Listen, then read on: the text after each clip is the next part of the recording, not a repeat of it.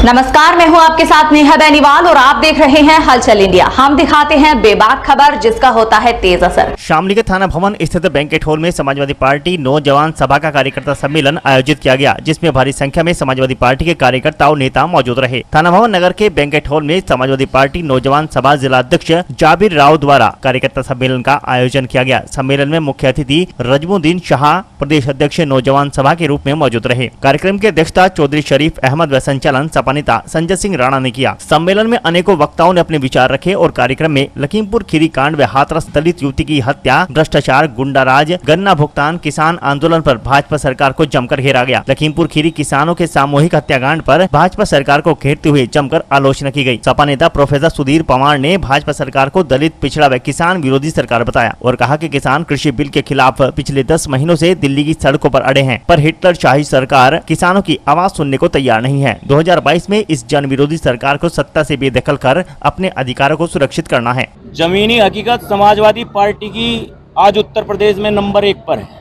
सबसे ज्यादा किसानों की आवाज उठाने में, मजदूरों की आवाज उठाने में, महंगाई की आवाज उठाने में, तमाम मुद्दों पर समाजवादी पार्टी के राष्ट्रीय अध्यक्ष संघर्ष करने का, आंदोलन करने का काम करते हैं। आज आप देख सकते हैं किस तरह नौजवान सभा की भी यहाँ पर जिला अध्यक्ष जाबिर राव के सानिध्य में, ममरेज राणा के सानिध्य में किस तरीके से यहाँ बहुत शानदार प्रोग्राम हुआ।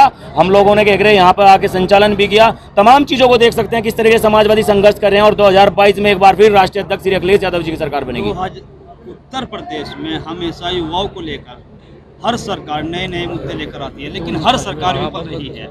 2022 में अखिलेश यादव युवाओं के लिए स्पेशल क्या लेकर आ रहे हैं?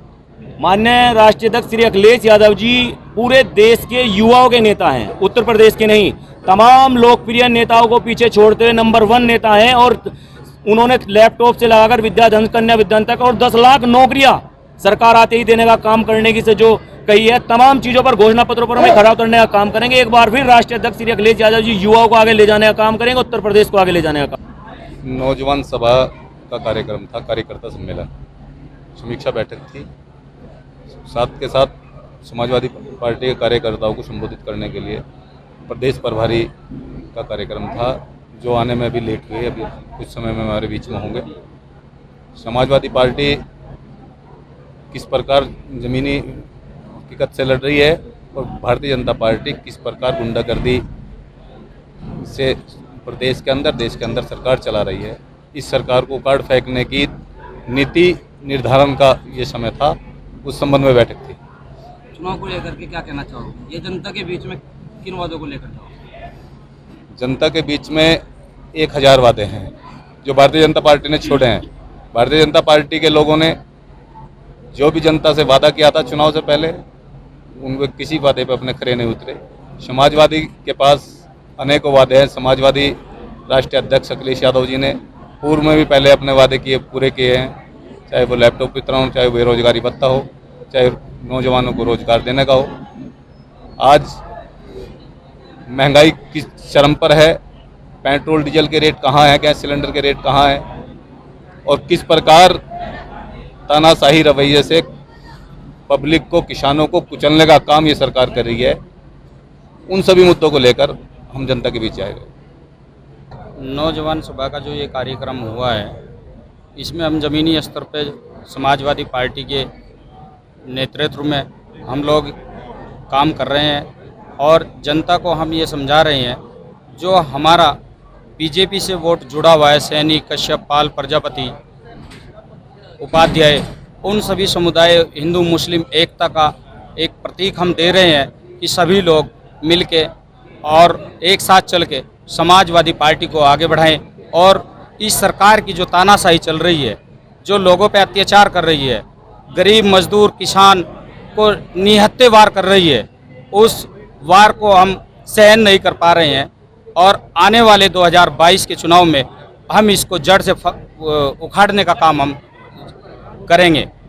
2022 के चुनाव को किस तरह से देखते हैं आप और किस जगह समाजवादी पार्टी को देखते हैं, कितनी सीटें देखते हैं समाजवादी पार्टी? समाजवादी पार्टी जब हमारी सरकार में थी, उस टाइम की जितनी भी पॉलिसियां समाजवादी पार्टी की रही हैं, चाहे वो एम्बुलेंस रही हो, चाहे वो 100 नंबर रही हो और चाहे महिलाओं को पेंशन, वृद्धावस्था पेंशन रही है, उस कार्यक्रम को और किसान मजदूर के लिए और तो और एक योजना बीमे से संबंधित भी थी।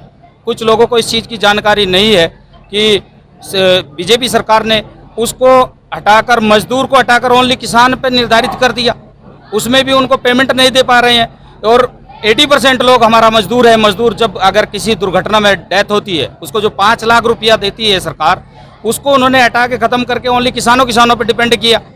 और उसमें अब हम इसी मुद्दे को रखते हुए चाह रहे हैं कि हम समाजवादी के जितने भी कार्यक्रम थे उनके सिर्फ सरकार, बीजेपी सरकार ने ओनली नाम बदले हैं, बाकी कार्यक्रम उन्हीं के तैयार किए हुए थे, चाहे वो निर्माण कार्य हों, चाहे वो किसी भी तरह के कार्य हों। 2022 का कैंडिडेट आपको माना जा रहा है। अगर 2022 में आपको टिकट नहीं होता 1%, तो क्या आप समाजवादी पार्टी के लिए, अन्य नए चेहरे के लिए इसी तरह से मेहनत करेंगे? हम बराबर मेहनत करेंगे। समाजवादी पार्टी के जो भी यहाँ पे प्रत्याशी शीर्ष नेतृत्व यहाँ चुन के भेजेगा, हम उसको यहाँ से भारी मतों से जिता के विधानसभा भेजने का काम करेंगे। 2022 में हम लोग चुनाव जीत रहे। किन मुद्दों को लेकर?